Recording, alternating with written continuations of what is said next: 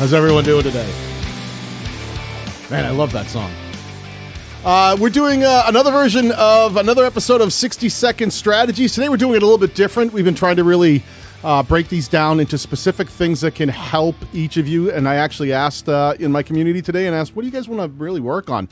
And what I got was everybody liked to talk about titles. They said, like, titles is really hard to come up with great titles, and anything you could do to help us do that, we think that'd be a win. So I'm all in. I think that's a great way to start, because I think titles are something that are really tricky when it comes to creating content here on YouTube.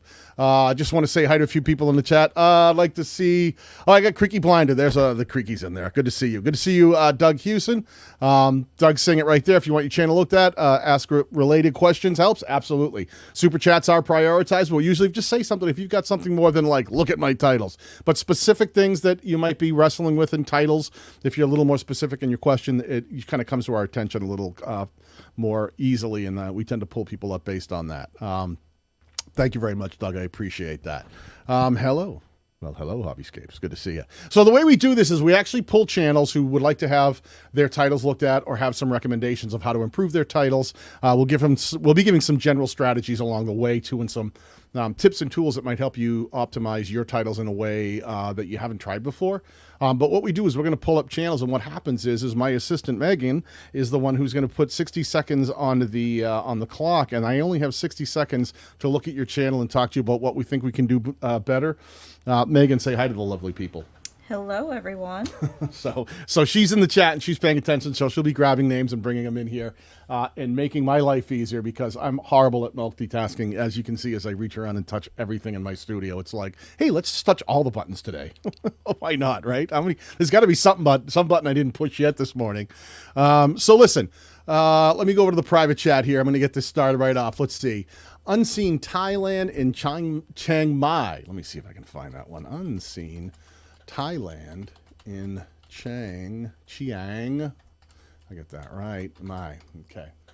Let's see. Okay. Unseen Thailand, Chiang Mai. All right. Hopefully this is I'm hoping that this channel is in English, because the one thing, I do have my limitations. I wish I spoke every language possible, but sometimes if your channel might be in a different language than I speak, it's hard to do titles. So we'll try to stick with channels that I can actually speak the language. Okay.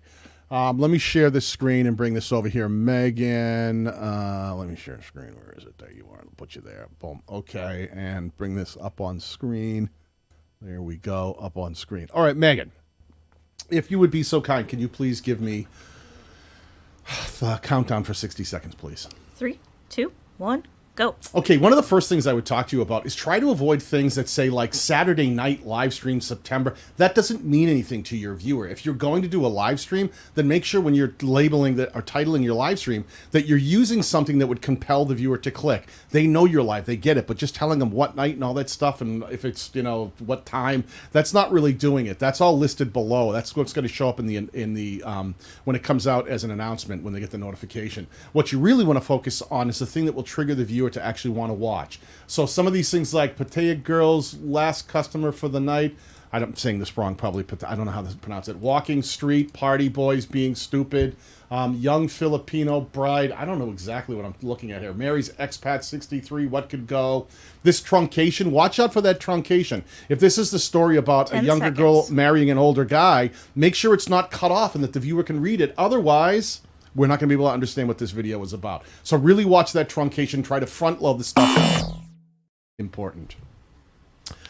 All right, that went quickly.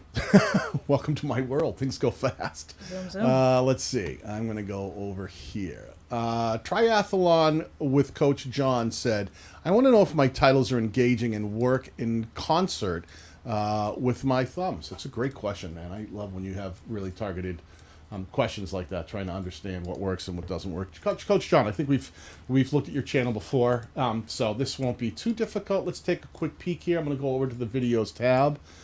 Do I have to make this a little? Let me make this a little bigger so it's easier for you guys to see. You can read a little bit more. Let me go about there. Okay, Megan, why don't you give me a countdown on this one? Hold on, let me get this more full screen before you give me a countdown. Let's go to here. That's a better spot. Give me a countdown here. 3, 2, 1, go. Okay, so one of the things that I'm looking at, almost the perfect open, warm water swim practice pool. Okay, almost. I think this is a short, so I'm going to leave that one alone. I'm going to try to focus on the longer form stuff. Point-to-point triathlons, managed split transitions. Again, truncation. Watch out for truncation. Efficient triathlon cycling in hills. That's a stream. I like that you actually put a title in your stream. But one of the things is try to be compelling. You want to try to make sure that this is more...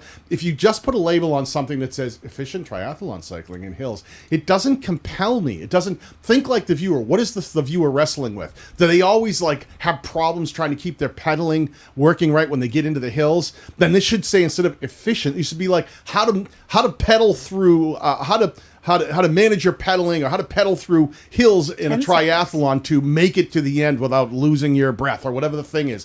Think about the viewer, think about what's in their head, and then really try to double down on that. Stop swimming to warm up to swim.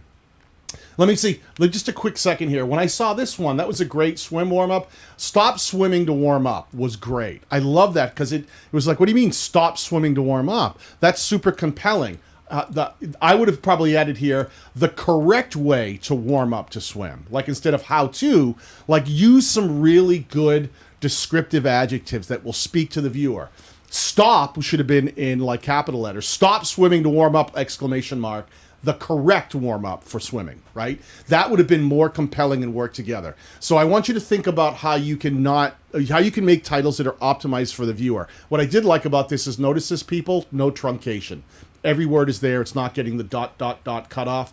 Truncation is important. When we talk about truncation, what we really mean is that you have the ability to you can put like up to 150, I think it is now, characters in your title.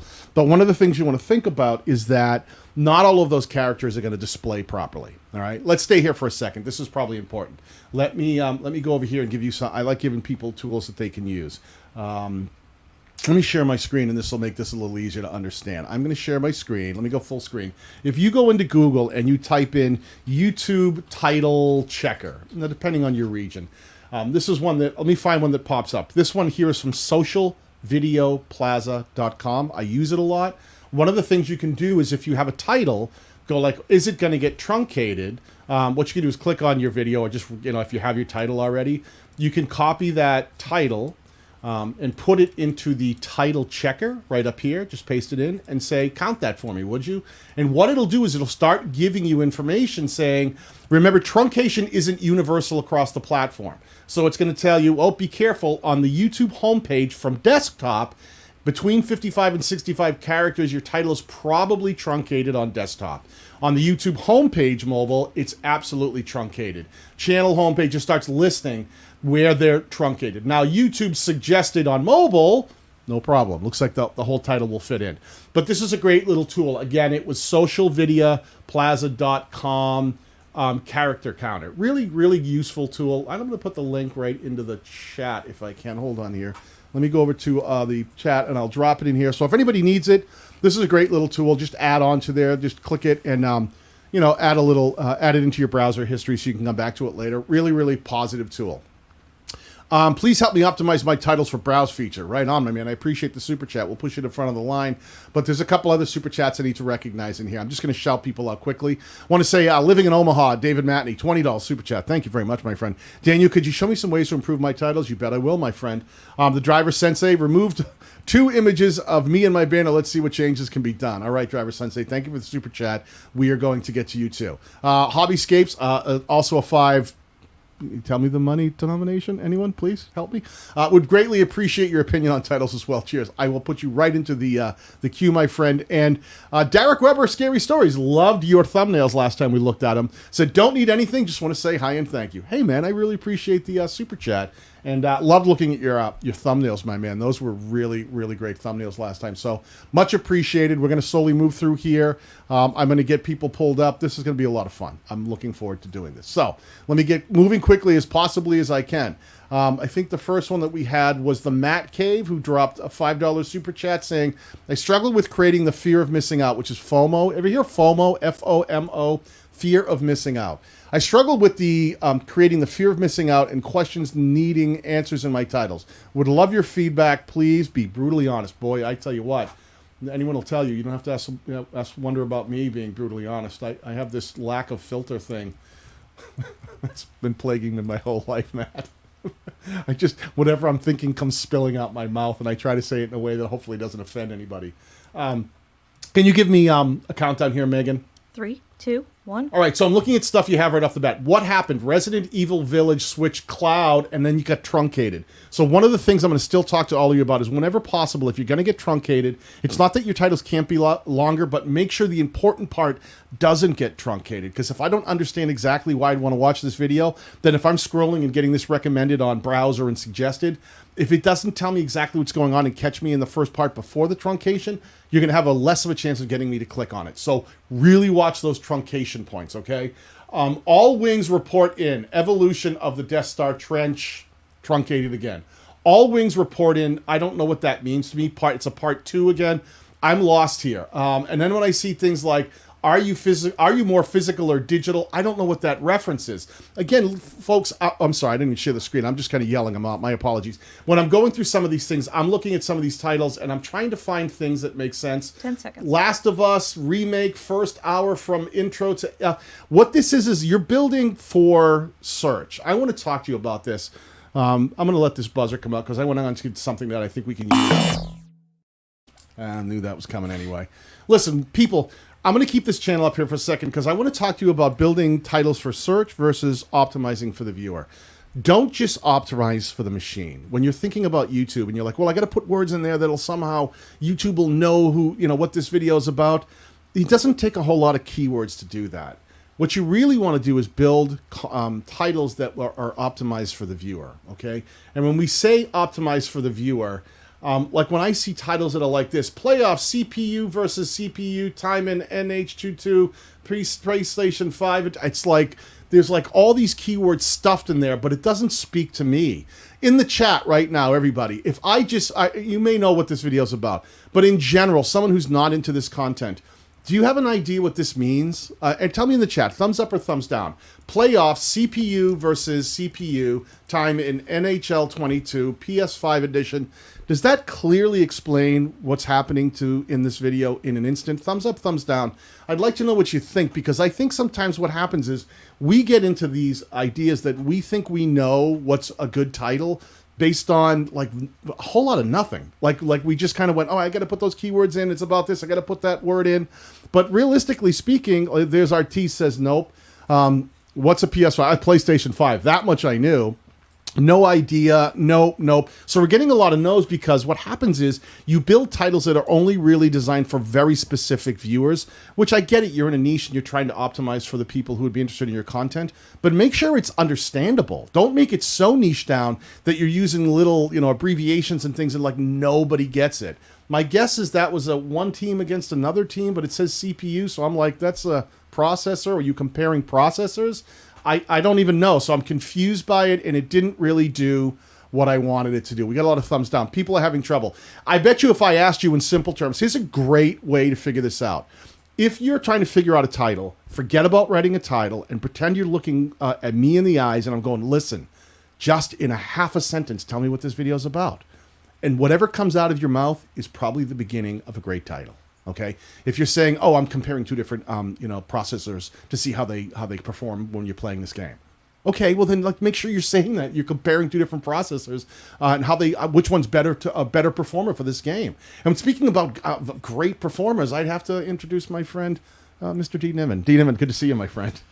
Yeah, I mixed up the time on that one. How you doing? I appreciate the kind words. Great performer. Time zones are hard, my friend. We're just looking at some titles today and trying to get an idea of how to improve some of these things. Again, it's 60 seconds, so we're cutting it pretty close, but we're going to give some tips along the way and some tools that people can use to check their title length. And maybe I have some other tools I'm going to pull up that actually show you how to try to get better scores for being compelling. That's a cool tool. I'll share that one too.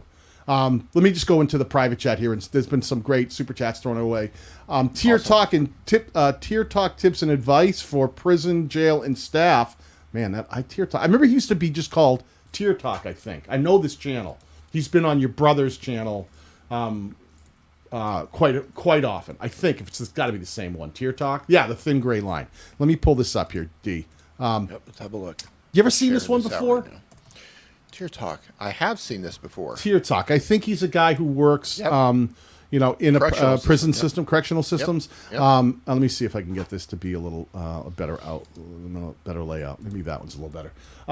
We're just looking at titles today. D, what do you feel about? You want me to do this one? You still typing away over there, or do you want to? I'm sharing this out. Go ahead and do this one. I'm sharing this out to my community. Megan, can you give me a countdown here, and let's take a look at what Tier Talk has going on? 3, 2, 1, go. Okay, so we're looking at some shorts in here, but that's okay. I think titles and shorts should be compelling too. It's a good practice. Does your family understand the sacrifices you must make? ...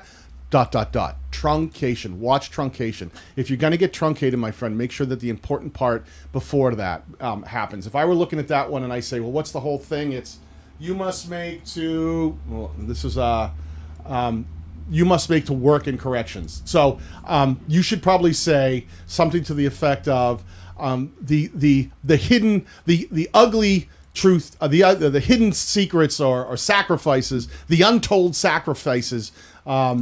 Working in the prison system takes on your family, right? Like, so put the important part first about the untold sacrifices and get that. So it's like, oh, what's this? 10 This is seconds. really interesting. I want to watch this more. If you don't see the value in the work you do, then I don't know anything about prison systems represented there. Let me say that. Make sure that the value of your channel is represented in your titles, okay? If I don't know what work is, work could be any kind of work, so make sure you're bringing that in out of context. I dig some of the compelling features, but I think I would try to nail it in a little tighter on that aspect of getting something that really makes a ton of sense to the value prop. Let me find another one here. What do you I have a think? question, just from an outsider looking in. I'm familiar with the channel, but what I don't know by the limited things that you've scrolled through here, is he making videos for other people who might want to work in a correctional facility, or is he just trying to educate the public on what happens in prison? I'm not understanding that as I'm just kind of scrolling through here. It says this channel is dedicated to those brave men and women who work in the shadows of justice. Tier Talk is the only YouTube channel dedicated to corrections, the channel devoted to the front line and brings recognition to a field that has been in the shadows long enough. Please be on the lookout for at least 3 new videos a week. So I think it's bringing recognition to it. So, but who are the videos for? Exactly. I think you make an excellent point. Are they for people who are only working in corrections, or are you really trying to reach people and educate them like, wow, you wouldn't believe what happened today? And I think Dee makes an excellent point here, because what it leads to is how you should start thinking about your titling, my friend. Always make sure that you aren't just, making stuff like the untold, you don't understand what I'm going through. Think about the things that are going on in your life, but also then think about the people you're trying to reach. Who would click? Who isn't even looking for this content, right?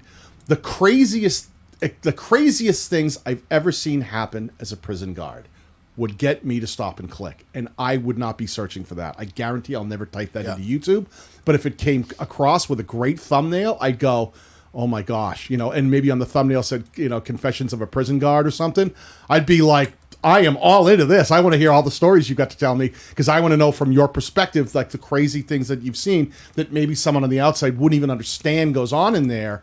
That's the kind of stuff that can have broad reach. So when you think about titling, really think about how to get it short, sweet, to the point, and think about what'll stop the viewer in their tracks and go, oh, even if they're not interested in being a prison guard, but they're interested in the story that you might have to tell.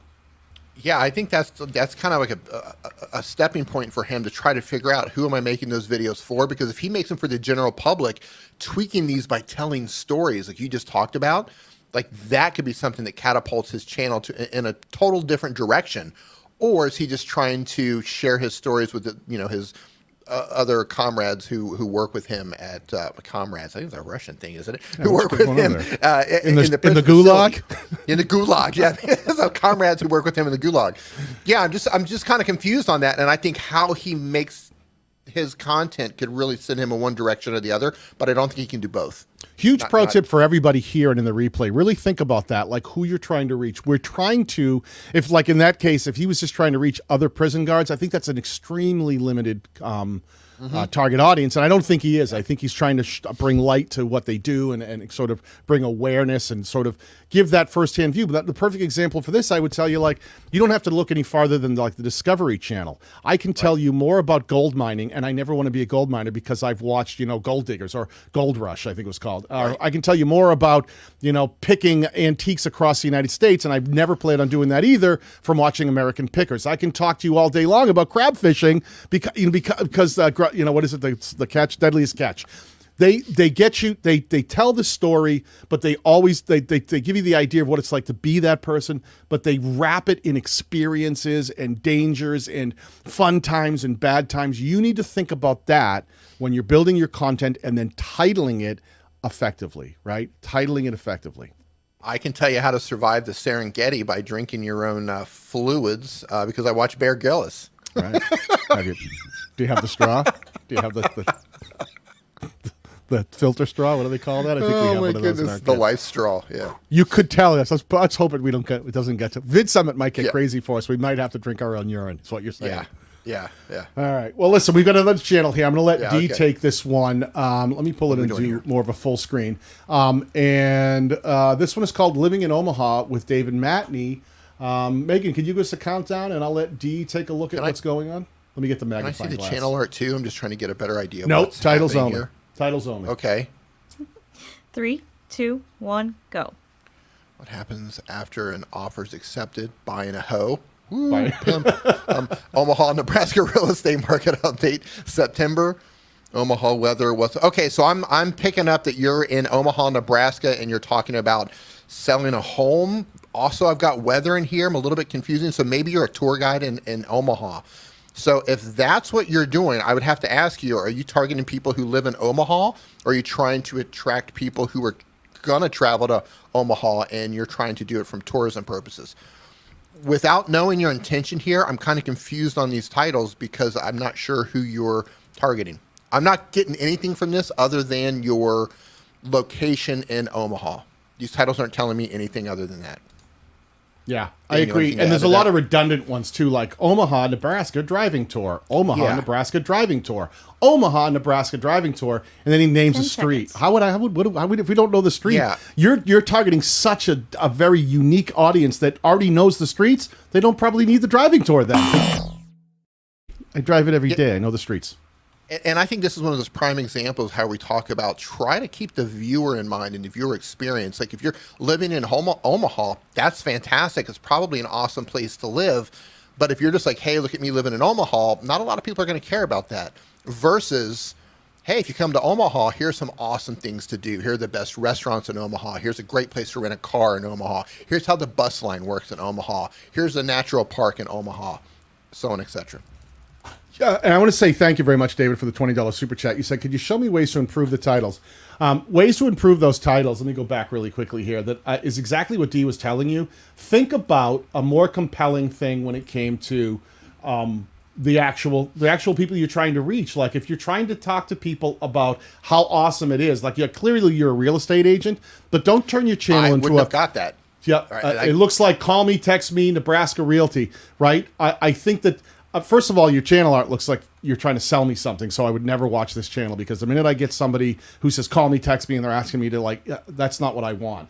If it's about living in Omaha, then I get that you're a real estate agent who's trying to talk about the advantages of Omaha, but then some of this is more real estate driven and some of this is Omaha driven. You need to sort of decide what it is you're trying to do. And I'd probably be talking about either be broad and say what happens after an offer accepted? Put an offer in on a house in Omaha. Here's what happens next. Think about those things to tie it together. I also think that when you start talking about just Omaha, Nebraska real estate market update, it's very search optimized. And I guess if people are searching for it and that's important, then that's great. It did get some views, 121. But I think it's stuff like when you talk about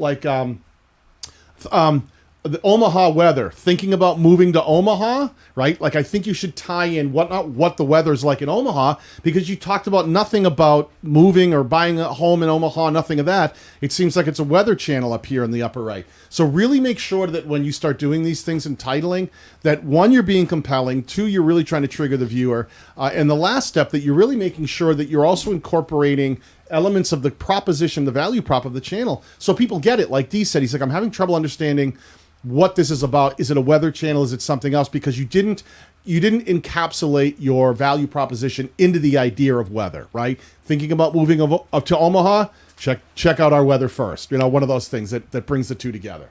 Put yourself in the position of someone who might be interested in purchasing a house in Omaha and moving to Omaha. What are they interested in, right? Best neighborhoods for families in Omaha, Nebraska, right? Yeah. Safest neighborhoods in Omaha, Nebraska. Like, what would a family want? What would a single person want? What would a single female want in terms of moving to a new area, a new location?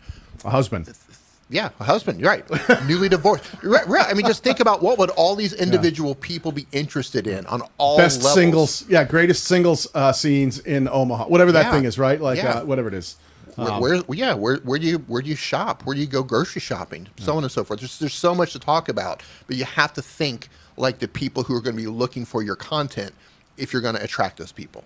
Yeah, and I also say sometimes, like with things like that, you can go broader because, you know, like our friend Roger Wakefield, right? He's a Texas plumber, but there's very rarely on his channel was he trying to drive attention to just his company. He didn't say like, hey, this is, if you need a Texas plumber, you got to call me, and here's, I'm in Texas. He started talking about plumbing, right? He just talked about all things plumbing and things that people run into every day and became an authority in the space for the conversation he wanted to be in. So decide what your conversation is first. Is it all about buying homes? Then you can talk about buying homes, selling homes, and doing those things. And maybe weather means something less than location. You could say, by the way, I happen to be located here in Omaha, but I'm a real estate agent. I want to talk to you about the kinds of things you want to think about before you buy a home.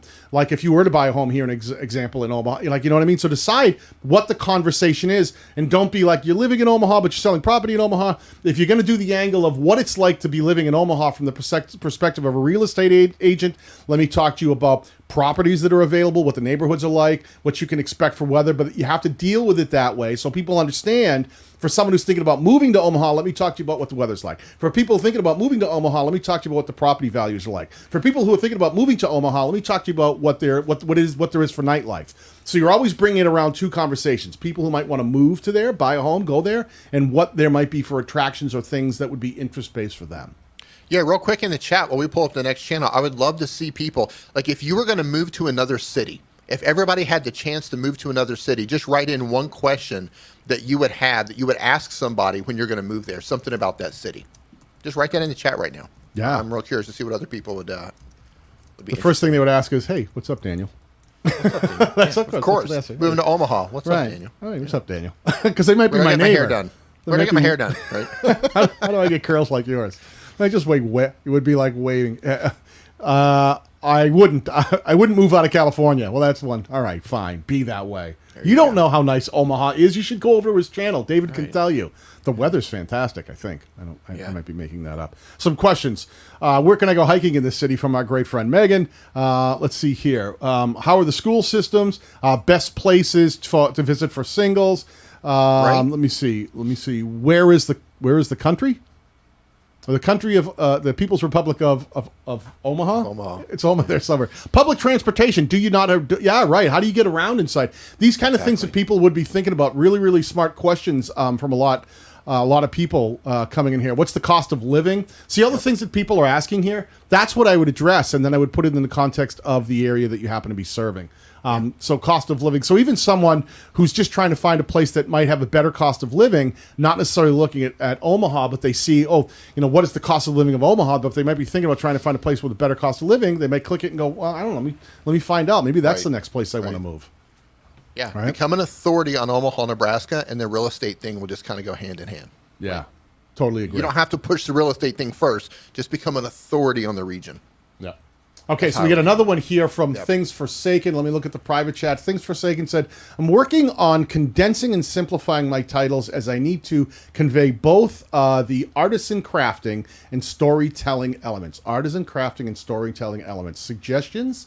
Oh boy, this is going to be a tricky one. I guess, is it my turn, Megan? Is that where we're at? Your turn. Yeah. All right, so why don't you give me a countdown here? I'll take a peek and see what I can do here. 3, 2, 1, go. All right, I think it's a storytelling channel, but sneak peek carving the Ice Age cave bear skull pick. Truncation. First thing, truncation. If you don't give me everything I need to know before the truncation, then it doesn't matter what happens next. Make sure that that's really important. Next up, no, carving the ice. Now, I don't even know what next up is in there for. That makes no sense to me. I would have gone right for carving the Ice Age cave bear skull pendant. I guess you were carving a pendant, so it's things forsaken. Maybe you do carving. I thought it was story time, but maybe it isn't stories. Oh, so it's crafting, engraving a granite monument. All right, this is the thing. You're doing very specific search. Carving the Ice Age cave bear skull pendant. I don't know what the Ice Age bear skull pendant is. So intrigue me with things like I carved this skull out of blah. Like 10 seconds. Hit me with the thing you did. I carved this out of wood. I carved this out of bone. Or here, engraving. I engraved this. I engraved this monument in granite. How I engraved this monument in granite. Intrigue me. Compel me. All right, give me something that I had to guess there. So I'm going back up. Story time just got real. This looks like a storytelling channel, but when I go down, it's all about carving and engraving. Yeah. It's like they're selling stuff. Skull, rosary, memento, mori, vampire, rosary. These are what we call. Dee and I were talking today because we were working on a presentation we have to do for VidSummit, which is coming up very quickly. And we were really talking about titles and really getting things to make a lot of sense and how to make it clear to the viewer. And those kind of things, I think you have to worry about. One of the things that people I don't think realize is that the vast majority of views every day on the platform do not come from search. They come from recommendation, over 70%. And a lot of people get stuck in this idea of making titles where they're trying to put in keywords or they're using like tools like a vidIQ or a TubeBuddy or one of those where they're just trying to get a high score and try to sneak in words and somehow make that work. Think like the viewer. The simplest thing you can do is start by saying, like I just said before, pretend that we're not talking titles. Just tell me what the video's about. And I bet that last one where you were carving something out of a certain type of material, you would have said to me, oh, I carved this tiny, animal skull out of bone. That's the beginning of your video. That's the beginning of your title.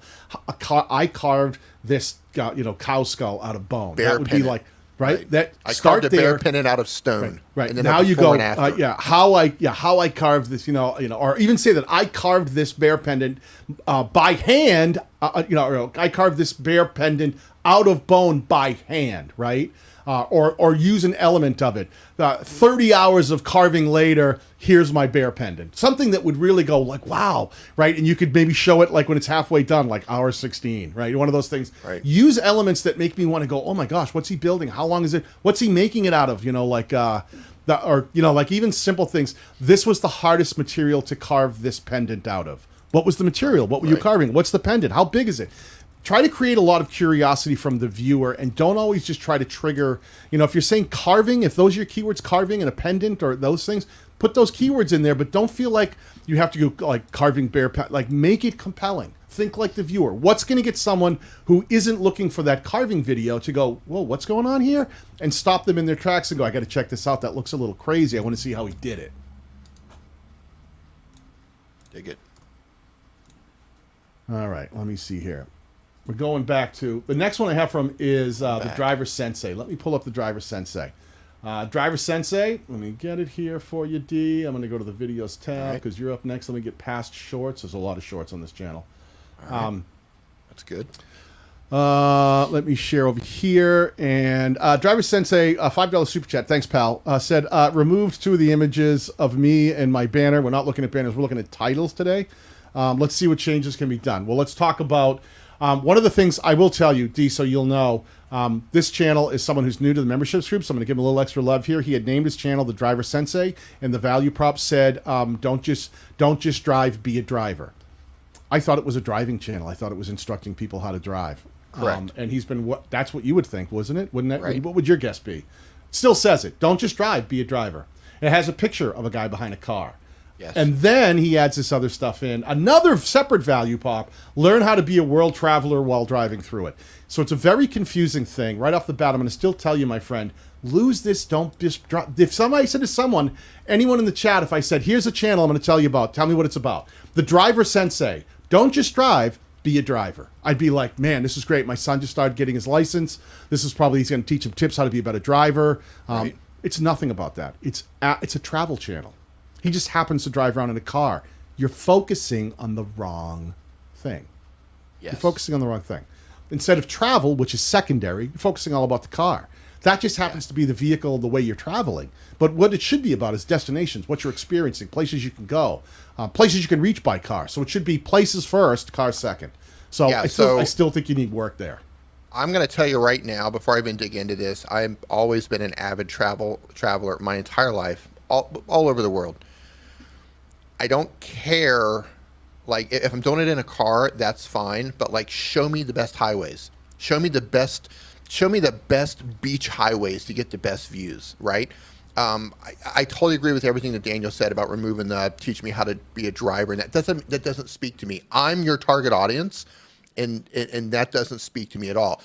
If you're teaching people how to take the best scenic routes, which I believe you're doing, hey, drive around the world sort of a thing, then talk about the most scenic routes. Take me on a trip with you through the most scenic routes. Tell me the roads I need to take. Tell me where I need to stop. Where's the best places to stop so my girlfriend can get pictures for Instagram, right? There's so many things when it comes to traveling by car that you need to talk about to get my attention.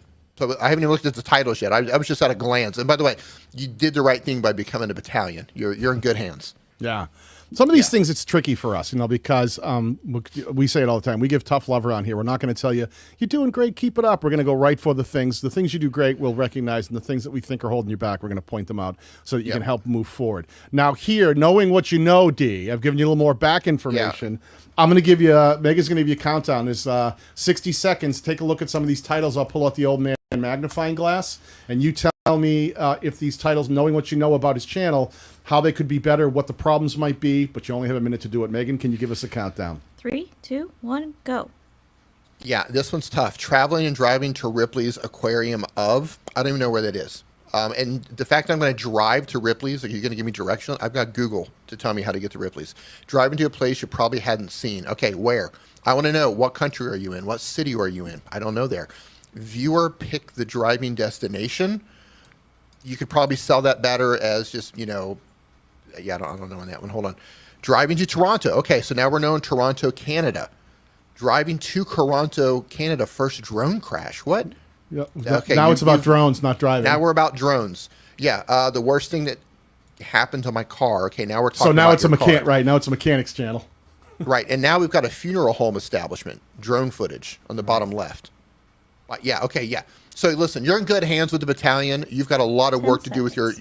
Yeah, you can stop. You didn't have to buzz this. You've got a lot of work to do with your channel in terms of just figuring out who your audience truly is and the direction you want to go to. Because up on the top, the very first thing I saw was a short, and you were talking about singing. So we've got singing, we've got funeral parlors, we've got drone shots, we've got shopping, we've got stuff that happened to your car. All the while, your channel header talks about being an international traveler. Travel through a car. So you have an identity crisis when it comes to your channel. So you're putting in the work, which is fantastic. That's the hardest part. Recording it is the hardest part. So you're doing the hardest part. You just need to reshift your focus and figure out exactly what it is you want to do, what type of content you want to make, and who your audience truly is and how to reach them. But again, you're in good hands. You joined the membership. Yeah, I lean towards think like the viewer, right? I don't know what the regions are that currently that you, I think if you are in America, I don't know if you're driving through America. Let's say you are, but I would be saying whatever regions you're driving through, start thinking about if it's travel, but it happens to be traveling by car.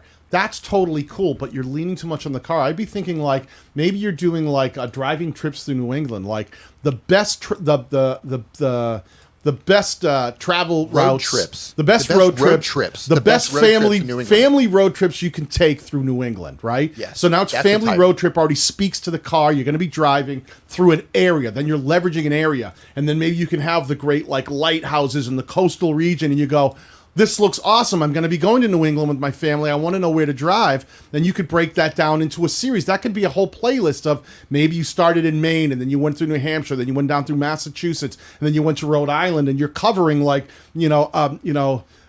scenic vacation trip through. If you're planning a scenic vacation trip through Rhode Island, if it got truncated there, definitely don't miss these spots. And then you're giving tips on that goes, I'm planning a scenic trip through Rhode Island. I'm going there. I don't know where to drive. Let me watch this video. So you're really trying to trigger the viewer based on what you're doing, travel by vehicle, but then try to leverage things by region, location, things they don't want to miss, great places to eat. You started talking about some of these things, but all you talked about was like the food or that your car broke down, and you missed the whole point about the travel. You didn't it wasn't like best places to stop on your scenic road trip through New York, through upstate New York, right? Then I go, oh, cool, yeah, I mean, I love upstate New York. I was thinking of going there. Then I should probably pay attention because this is some great places I can stop along the way. You're not tying it together. So think about tying it together for the viewer, my friend. Yeah, I mean, even up in your channel art, you can talk about things like if you're just focusing on Canada, for example, the best road trips in Canada.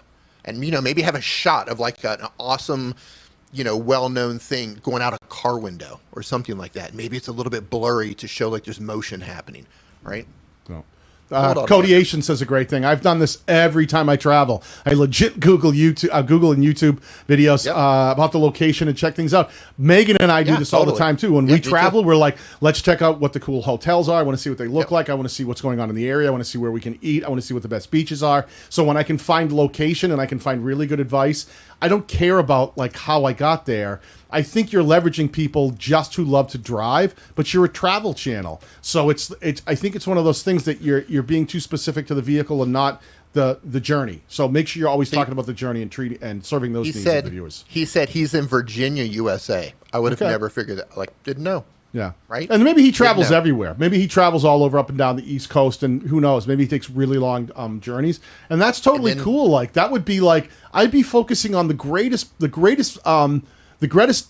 destination, East Coast destination spots you can reach by car. And I'd be like, oh, wow, what do you got on the East Coast? All right, where can I go? This is within and you could do like places you can reach, in under 12 hours of driving from blah, right? Like, oh, this is cool. I can go there. I can go there. Here's some places along the way. Really think about the journey. That's what's going to really move people. And he says, I'll be driving in 30 countries. Great. Those are all playlists. There you go. Yep, totally. The best road trips through Dominican Republic, for example. Yeah. The Dominican Republic as seen. Dominican vacation travels by car. Or this, you can add that in afterwards. And then just keep thinking about how to formulate it so it's super compelling and get better and better. We've got one here from Hobbyscapes saying, thanks for the super chat. Would greatly appreciate your opinion on my titles as well. Cheers. Cheers right back at you, my friend. I'm going to pull this channel up. Let's see. I don't know who went last. Was it you, me? I forget. You're up. I'm up. Okay, so this is, it looks like it's an aquarium channel. I'm not, because it says Hobbyscapes. Cool channel art. Yeah, very cool channel art, don't you think? I like that a lot. Yeah. Aquascape and chill. It's better than Netflix and chill, I'm telling you. Yeah. Just Aquascape. Kind of like fish and lo-fi. All right, Megan, can you give me a countdown, please? 3, 2, 1, go. All right, some cool stuff. Miniaturarium with aquarium plants. I love that it's very succinct and gets to the point. If it was something I was looking for, that tells me it. What the problem I have with it, no compelling element. It's just miniaturarium with aquarium plants. Soup, vegetables. We talk about this all the time, right? Like how to build the coolest miniaturarium with aquarium plants. That would get me interested. Don't just tell me what it is. Sell me on it. Put some compelling elements. Same here.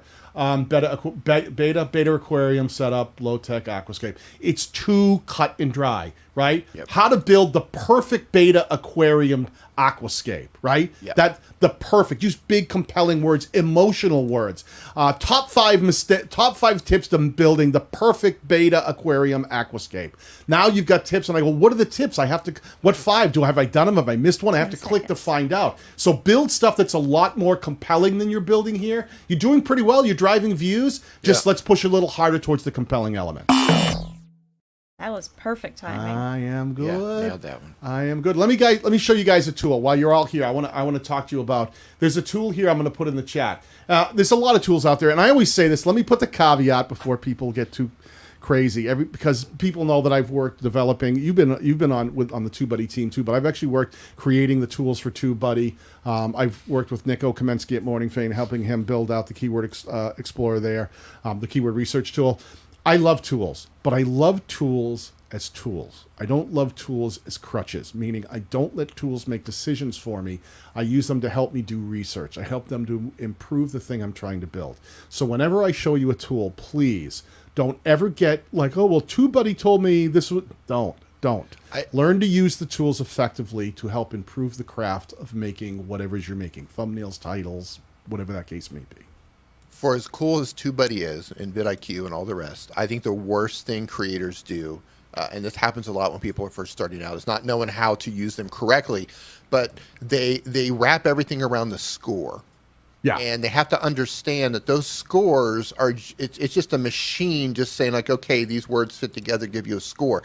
That doesn't mean that the viewers are actually looking for this and it's going to make sense. And a lot of times, if you're only going by the score, you're going to end up just stuffing a ton of keywords into your title, and it just doesn't make sense anymore after a while. But you got 100, right? You got 100 out of 100 because that's what TubeBuddy told you, but it doesn't make sense. Here's one of the things, like we were just looking at this last channel. It's something that I've done in the past, and I don't hate it, but Daryl Eves was on our live stream on StreamYard the other day and was dropping some huge knowledge bombs. He's got an insane amount of gold play buttons from building so many channels to a huge success rate. And he always says when you start doing too many targets, like beta aquarium setup, low tech aquascape, and so like you're trying to target, you can see it's optimized for search instead of optimizing for the viewer. Now here's a tool. That's what I started with. I will put, let me do this. I'm going to put that in here, and I'm going to put this tool link so you guys can all have it for later on to check out. Again, it's a tool. It's something that we don't lean on. It's just something that we have in our arsenal. And this can help you. I'm going to paste it into the chat so you guys can copy that link and save it for later and play around, have some fun with it. But when we're talking about, let me just take your title. I've put it in here and it's going to analyze it. Now, this tool is based on like building headlines and building stuff that's strong text for articles and for catching people's eyes. Not necessarily YouTube titles, but it uses a lot of the same principles. And if you analyze this, it's going to give us a score. See how that score is low? And it starts saying you're missing out on things. It starts talking about common words, uncommon words, emotional words, power words, things that trigger people. What you can do is, this is a tool that has a paid level, but just as a free level, you can start going, well, how can I improve that, right? I said, well, how about how to build the perfect beta aquarium setup cheap. Let me add cheap in there, right? Like maybe it's cheap, you know, and let's reanalyze it and let's see, now the score's a 78. Do you see how we added those compelling elements and we really talked about, well, now we're going to do a couple of things. We're going to get the perfect beta aquarium setup. And now we're talking about how-to. You could even just say build the perfect beta aquarium. Now if we're talking about truncation, let's see if it hurts us here. It might not. See, that hurts us. A little bit. But I don't know if it necessarily would. This is one of those things, Dee just made a perfect point. Don't always lean on the tool. Get the score up. And if the tool is saying, well, how-to is better, I don't know that necessarily makes the sense on YouTube. If you've learned to improve it, this still is a better score than your original one. Make videos for people. I have a ton. Here, I can tell you right now, I have a ton of how-tos on my channel that worked really well for the type of content that I make because I make very specific tutorials. However, I have done a lot of testing back and forth, and I can tell you that sometimes not putting how-to works better than putting how-to. So it's one of those things, again, where you got to look at the score, but you also have to think about a human is going to be reading this. So right, and look what we just did here. All I did was I lost the how-to, build the perfect beta aquarium setup. I put cheap, and I said, let me get a little more intrinsic and make it, cheap doesn't say a lot. How about for under $100? Did that, score went up. Right? So we did the same thing. We just defined it a little better. We used more compelling words. When we actually put a price point on it, that's better than just saying cheap. So this is the kind of thing, I put the link for this tool. Really great way if you're trying to figure out how to start building titles that work better for the human, that are optimized for humans, and get them to trigger and may want to click instead of just building everything for search. Here's a great little tool that can help. I'm not saying it's perfect, but it can help. And one of the things you want to think about, well, you know, you think about keywords, it still has beta aquarium setup in there. So all the keywords are there. They're there. That's the thing. Don't worry, the keywords are there. How do we wrap it in a way that'll get people to click if they aren't searching for it, but might be interested in a really cool beta aquarium thing if it comes across their feed? So think about using that tool. That can be super helpful. You know, give me a thumbs up if you like that tool in the chat. Tell me like, that was cool. I haven't seen that one. Because I've been using it. You can use it limited for free. It is a great tool. I also want to say this. YouTube is really... with all of its flaws, YouTube is really smart. YouTube will understand, even though you're not saying how to do something, YouTube is smart enough to understand what the video is about. So don't think that you have to put those things in there in order for YouTube to understand what it's about. YouTube is pretty smart. You can also put it in your description as well, because they are reading some of your description. Yeah. Yeah, YouTube is very smart at picking things up. That's how they come up with those closed captions, right? They're listening. So if you have a video that you're talking about, no kidding. So they're really good at figuring out what that video is about, and they're using the way people react to it, right? They're like, a lot of people clicked on this thing about the beta aquarium setup. Right. If they see that, then that they see people who are interested in beta aquariums are really watching your video, that's enough trigger for them to figure out who's interested in that kind of content. So yeah, I love this tool. Nice, good tool. I get the double thumbs up from. Hey, it's Maya. She was on our other show the other day. We've been in contact with her mom. We've been setting up, making sure she has VidSummit passes and everything. Good to see you. Oh, really? Maya. I think it's actually Hannity that's in the chat. Oh, is Hannity in here today? Is that Hannity? If that's you, Hannity, it's good to see you. And I did read your email, and I appreciate the kind words you sent out. Megan sent that along, so we're psyched. Is Maya going to VidSummit? She's got virtual passes, so we hooked her up with a book, virtual passes, and maybe some merch. I don't know what we get, but we got her all hooked up. So very cool. We're very excited about that. Let me see. That is a nice tool. I agree. I think it's a good, useful tool. Again, I got to be super clear here, though. It's just a tool. It's just a tool. All right. Tools don't do the work for you. Tools just help you figure out how you can improve the thing you're doing and give you some tips to point you in hopefully a better direction. So whenever you see a tool, always make sure that you're letting your data be your guide. If you try something, see how your target audience reacts. If you see some improvement over time after doing 3 or 4 or 5 videos using a new tactic and it seems to start catching some momentum, then you go, hey, I think this is working, So don't be afraid to always use the data from your channel to decide if your titles are actually great titles or if they need some more work. Because if you're not driving momentum, could be your titles. I have to take a quick second here to say thank you to the wonderful people who allow us to do this show every week. We have some great sponsors. Let me shout them out. This live stream is sponsored in part by StreamYard, live streaming made simple, and by Spreadshop, the #1 resource for all of your print-on-demand needs. So if you're interested in trying to make live streams that look exactly like we are here, sharing screens, inviting guests on, I've got a link down below where you can start trying live streaming from StreamYard today.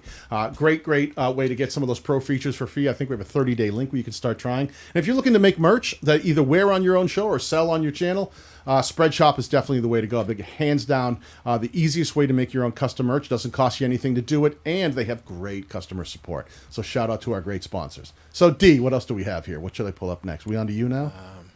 Yeah. Let me see where I'm at. Let me see. The last one I did was... While you're pulling that up, Tamara Simmons just asked, can you still purchase virtual summit tickets? I believe so. Yes. I think VidSummit.com. I don't think they really limit the virtual passes, the ones that you can watch. Now, the virtual are replay. They have in the past done them real time where you can watch live, but what they're doing, the virtual passes are the replay passes, which they're putting all their focus on getting all of the presentations up like super fast. They want them all up. Like Daryl said the other day, they're like shooting for within 48 hours, they want them all up ready for the replay. So they're putting all their focus there, and you can watch them at your leisure. The thing about doing it live is things, there's more than one speaker happening at once. The thing with the replay pass is you can take your time and watch one presentation at a time at your leisure. Really, really great way to attend VidSummit. Yeah, and the thing about VidSummit in terms of while Daniel's pulling up this next channel, it's the virtual pass is only going to put you inside the talks themselves, so the people on stage talking. But if you do have the ability to go to VidSummit in person, you get that, plus you get all the networking and everything that's happening in the hallways. I always say the cool part of VidSummit is what happens in the hallways and in the restaurants and in some of the parties afterwards, and who you meet in the hallways and the groups and the conversations you get to become part of. That's where the magic happens, as far as I'm concerned. Totally agree. It's the one thing I like about it is it's a limited capacity event, and it's all creators. Creator focused, not fan focused. So you don't have all these people there trying to I want to meet Mr. Beast. It's people learning from Mr. Beast. It's people sitting in the lounge around a table having coffee or having dinner or having drinks, and different people. Daryl will come right in, sit at your table and start talking to you, or Mr. Beast will come by and hear something you say and start. It's all kinds of conversations. Peter McKinnon will be going this way. You see all these people moving and sitting.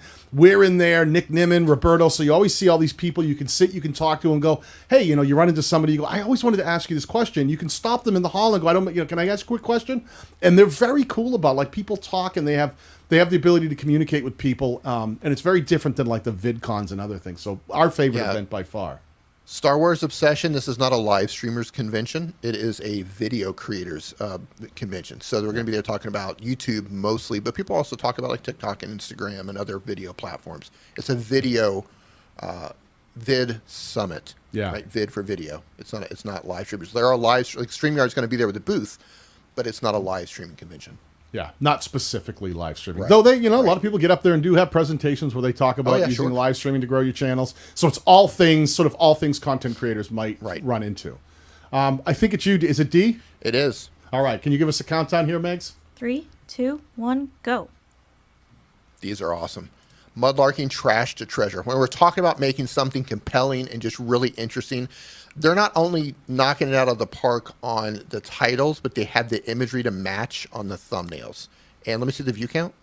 Wow, yeah, they got the views. They got the views to back that up as well, right? Yeah. Mudlarking trash to treasure, perfect. A Scottish treasure hunt, big gold and killer midges. Look at the imagery, right? That's all working together. It's one package. Next. Gross finds mudlarking. The Thames. Oh, in London. They were in the Thames. London. So things they pull out of the River Thames. Right? And they've got this thing on here. Ew, this is so gross. Yeah, I mean, 10 out of 10. And you've got the views to back that up. Yeah, and I think you're doing great. Whoa, doing unexpected fantastic. rare relics found on the river. Look at this is so good. Yeah, perfect. 10 seconds. So for anyone who doesn't know, mudlarking is actually going in the mud and pulling things out that might be in those riverbeds and stuff. Really, excited mudlarkers make amazing 6,000-year-old find, I guess. Right there, right? Smart, man. Thing I love, and I don't know if this is intentional, but the 6,000-year-old find got truncated, but they put it in the thumbnail. So, like, in case you were wondering, there it is. And I don't know if that's intentional or not, but that was well done. Well, this is one of the things we talk about. Sometimes people say that, like we try to talk about best practices, but there are times when rules get broken. I talked about this in the battalion group the other day, where one of the members said, hey, the minute you get truncated, you're done. It ruins your video. And I said, that's not really true. Best practices are to avoid truncation. But look at this. Amazing mudlarkers make excited capital, right? Big power words. Mudlarkers make amazing 6,000-year-old, right? But it says 6,000 guys that these guys were mudlarking and found some crazy 6,000-year-old find, and they're not showing you what it is. And what do they get rewarded for? They usually drive 40,000 views, 60,000 views. That one drove 86,000 views because they leveraged curiosity. Yep. Let's talk about curiosity for a second, D. I think that's something that's really underrated. When it comes to making titles, there are different things that you can leverage. You can leverage gain, right? Like how to do something quickly, right? Something to effectively speed up your workflow. That's gain structure.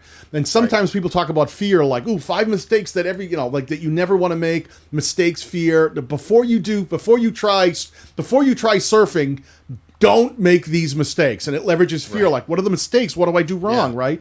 But curiosity. Can you talk to us about curiosity for a second, D? Yeah, I mean, curiosity is simple enough. I mean, just think about if you, and by the way, when we're talking about curiosity, this doesn't apply to all channels. If you're a utility channel and you're teaching somebody how to tie a tie, you might be able to work in a little bit of curiosity in there, but that's not going to be something that you're going to necessarily lean on a lot. But curiosity in general is just something that it makes somebody compelled to click because I want to see it, right? They got a 6,000-year-old find, but they didn't show it. I want to see what was 6,000 years old just in a riverbed. I want to see that, right? And that's what they're playing on. It's just they're not giving everything away. They don't tell you what it is. They don't show you what it is, but they write it in a way. Capital letters, excited, amazing. They've hyped it up. And in the imagery that they're using, two of the people, they're like hugging. They're celebrating. You see them over on the right? Yep. They're celebrating. Super excited. They found it in the mud. Excited, it was 6,000 years old, but we ain't going to tell you what it was. Yeah. They're fired up that they found this thing, but they don't tell you anything about it. And you know what? Worked. I want to put a little caveat on there. There's an old school thinking that D and I definitely fall victim to, where it's like, well, utility channels can't be really compelling. We're really talking about, You can to a degree. There's a new trend that I want to point out. Like, we talk about this all the time. I think, let me go back here.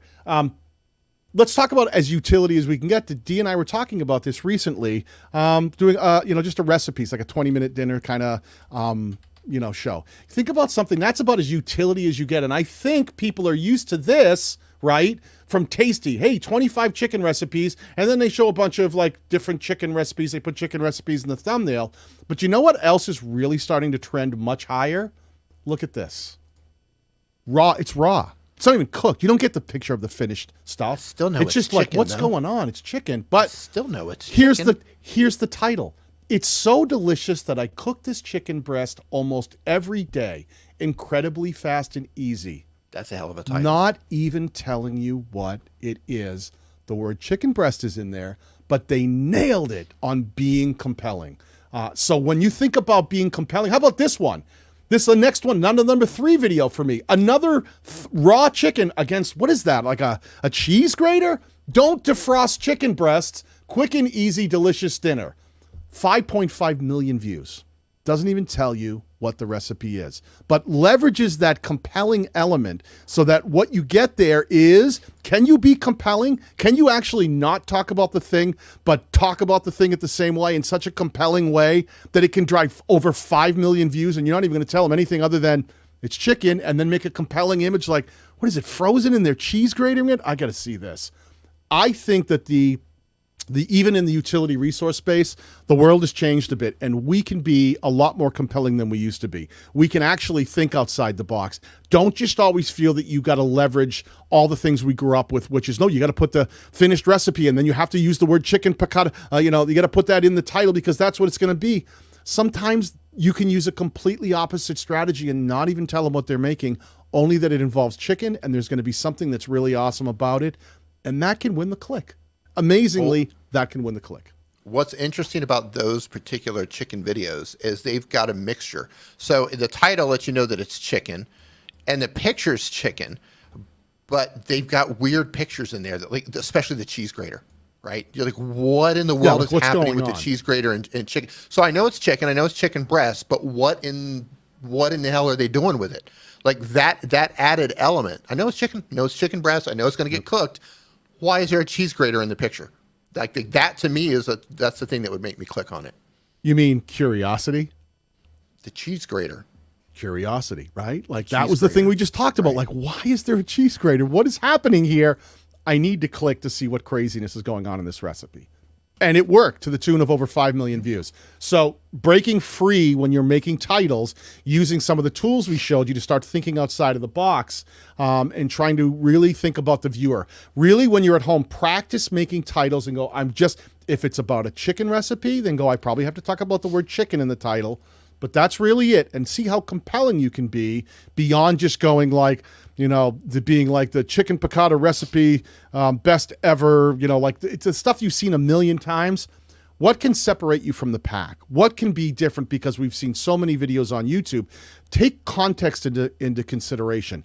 If you're competing against channels that are much larger than you, then trying to do the exact same thing they're doing doesn't make a lot of sense, because they're probably going to be the guys who always get served up to people interested in that content. If you're in the same niche, what can really work is thinking about how to do something a little different than they've done. Come at it from a different angle. What would trigger the viewer? What is that target audience really thinking about? How can we get them? How can we catch them a little bit off guard and go, whoa, what's happening here? I've seen that 100 times. Well, what is this? And get them to click. So Rabbit says, believe it or not, I clicked on that one a day or two ago. I was curious. I just want to know, did they really put a cheese grater in there? Yes. I know sometimes they put weird stuff in thumbnails. And No, that person actually took, like, I watched it. Yeah, it was a frozen chicken breast that they shredded down and then mixed it with some other ingredients and did made a patty kind of thing. That was very interesting. Frozen. Yep. Interesting. Let me see. We're getting very close to the end because I'm trying to do a hard stop here, but I've got Larry Snow, who gave us a $20 super chat, who said, I'd appreciate a title review. My how-to channel content features a very specific niche, and I find it difficult to create interesting titles. Here's a great one here because it's all about, we'll get right to the point. MailChimp tips and tutorials. It's all about MailChimp. This one I think I'm going to throw to D. We've already done a lot of things here. I'll tell you right off the bat, we're doing titles today. Thumbnails need work. Thumbnails definitely need work. All this constant yellow with a lot of like text and things. I would absolutely think about trying to improve so that all of these aren't giving away so much real estate in just yellow, and try to get them a little more focused. Some of them are better. I like the one MailChimp for WordPress is better. I don't like these ones down here with all this text and then gears and stuff and arrows, and it doesn't make sense to me because I've used MailChimp. So think about the viewer. Think about what the viewer's pain points are. D, I'm going to send this one to you. Let me turn on Megan here. Megan, can you give us a countdown, and I'll try to use my magnifying glass and see if D can give some advice in 60 seconds? 3, 2, 1, go. Yeah, just looking at your titles here, I mean, your titles literally say what the video is, and I don't think that's a bad thing, but I think you could add some exciting elements to it. And this is some things that I did wrong early on with some of my videos versus now, is like add some excitement to it. The easiest way to do something, the fastest way to do something, right? Instead of just how to do this, kind of boring, add some excitement to it. The fastest way to add your MailChimp API key or whatever, right? Easiest way, fastest way, 5 steps to do something, right? Get people excited about the titles other than just this is how you do the thing. Again, not that it's bad. I have some monster videos on my channel with very boring titles, but I think you might get a little bit more push on some of these if you add some excitement to it. 10 seconds. And first look at the MailChimp store. Yeah. I'm going to say, let me kill the timer for a second here. Yeah. Here's a great example because I love what Dee was saying, and I want to make sure this is clear. First look at the new MailChimp store, right? This is a great example of there was something new, and you had an opportunity to take something that could potentially be boring but make it exciting. Like you just said, MailChimp just got so much better. You're like, well, what happened? Unbelievable MailChimp update. Must see. Like to do those things. And if you said, let's do that same thing, like when we said that tool I showed you, my friend, where it says first look at the MailChimp store, if we copy that side, let's use that tool I showed you just to sort of get a quick understanding. Is there something better we could do? Let's post it in there and we analyze it. First look at the new MailChimp store is going to pull up a score. Let's see. Maybe I'll be surprised if it wants to. If it wants to pull it up. Come on now. Sometimes tools are slow. Come on, baby. Let's go. So whoops. Oops. Go back almost. We're scattered here. Yeah, sometimes that happens. Let me see if I get this to. Yeah. Again, I'm not saying that your titles are wrong. I've got some monster videos that way. I just think you could get a little bit more mileage on some of the videos by making them just a little bit more exciting. Look, I've shut down the website. Probably everyone's over there clicking on it right now. Now it's like it's not running. Right. Overwhelmed their server. Yeah. Right. I can't do anything right. So let's see. That got a 51, right? So that first look at new MailChimp store, you could have done something like, holy cow, get their attention. Yeah, holy cow. Holy cow. Huge MailChimp update. MailChimp's new update is so much better. Let's try something crazy. Let's push it. Now, we raised it up. We didn't get exactly where we wanted, but see how the score changed? Think about like that, how we can keep playing with that and make it so much more compelling. And you can look at the word analysis and go like, oh, well, the better was a power word. I used an emotion. Think about adding some emotional words like we saw in the previous videos. For the one who was doing the mudlarking, mudlarking was nailing all those emotional and power words. Yeah. Incredible, amazing, 6,000-year-old. That mix of words can be super compelling. So I would have started there, my friend, and Larry, and I would have worked my way up. I would have said, let me see how I can say, first look at the mail. That's too boring. Let's break it to which one? Let's see the thumbnail. The thumbnail, yeah. Really quick. Right there. Yeah, like something to go along with that. Like I would have taken like a screenshot of the store and like an exciting look at your face, and I would have done the tried and true something circled with an arrow pointing to it where they couldn't tell what it was. It was like, oh my God, they've got something new in the store that you got to see. Yeah. Right. Add that urgency because that's the thing that's going to make you stand out from everybody else who's doing just the normal MailChimp stuff. And one mistake for anybody out there who has utility channels, and that's a lot of us, resource channels, that really talk about one kind of topic matter. One of the mistakes I think you're making is you're going for search every time. MailChimp, MailChimp, MailChimp. Every one of these says MailChimp in them. But what you're missing is conversation, right? I've said this 1,000 times. If you were a tech channel, right, and you wanted to talk about the new iPhone, and you keep going for the new iPhone unboxing and review, the new iPhone this, the new iPhone that, and you keep trying to compete for the new iPhone being your target, change it up because you're going to have a hard time connecting. Think about pain points. Think about conversations. Think about things that are related to it. If it's something like, how to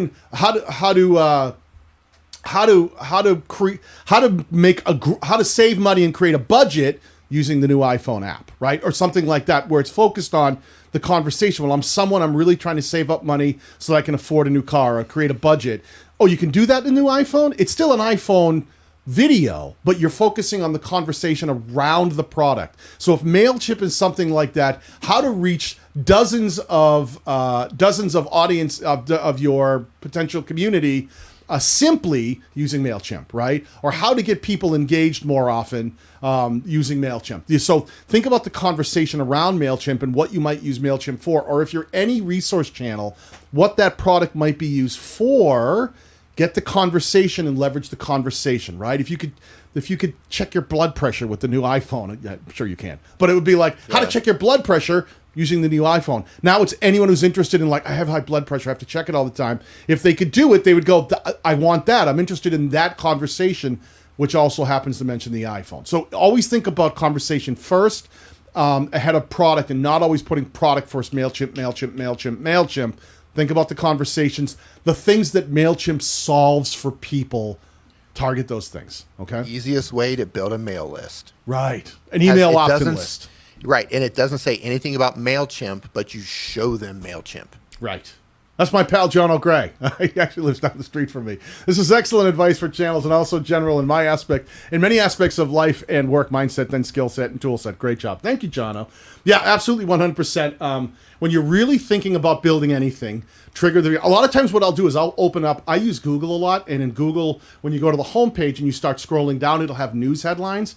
I look at that all the time because they make great thumbnails, they make great titles, and I'm always reading what people serve us in any kind of whatever news feed you use.